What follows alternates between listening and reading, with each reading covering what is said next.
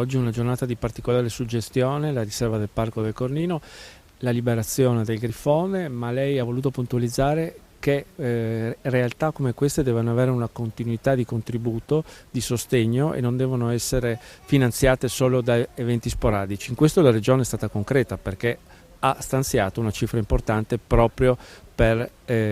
questa riserva. Sì, è il nostro primo insediamento, che il nostro intento è quello proprio di dare continuità a queste realtà, perché la loro forza è di vivere di quotidianità. Questo lavoro importante con i grifoni non è un lavoro episodico, non è un momento, è il frutto di quotidiane fatiche, di quotidiani impegni e di quotidiane professionalità, altissime professionalità che lavorano nella nostra regione. Allora, se noi riteniamo, come riteniamo, che queste realtà siano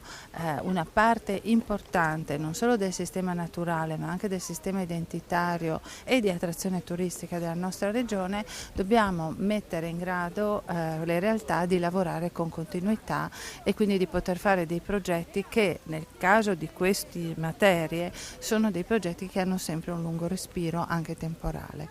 Nel caso poi della riserva in assestamento, così come per altre realtà, abbiamo provveduto ad una serie di spese straordinarie, in questo caso per l'acquisto di un macchinario che servirà all'approvvigionamento del carnaio. Qui c'è appunto la necessità di provvedere ad una riserva di cibo per questi animali, che quindi renderà più semplici le operazioni di approvvigionamento. Quindi un lavoro, un'attenzione continua che si sposa con il progetto fatto insieme a Promo Turismo FVG di pubblicizzare tutte insieme queste realtà, perché la somma delle parti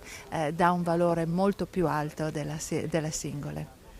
Assessore, poi nel corso delle conferenze è stato particolarmente apprezzato e applaudito un suo riferimento al fatto che, specialmente per quel che riguarda i volontari, il fatto che siano stati coinvolti dei giovani attraverso il servizio civile è una garanzia di continuità anche culturale e tradizionale. Sì, queste realtà appunto sono realtà dinamiche che vivono quotidianamente e che, come in questo caso, devono quotidianamente aprirsi alle professionalità dei ragazzi,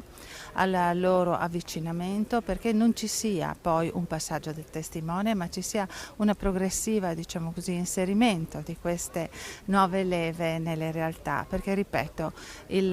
carattere di queste aree richiede continuità.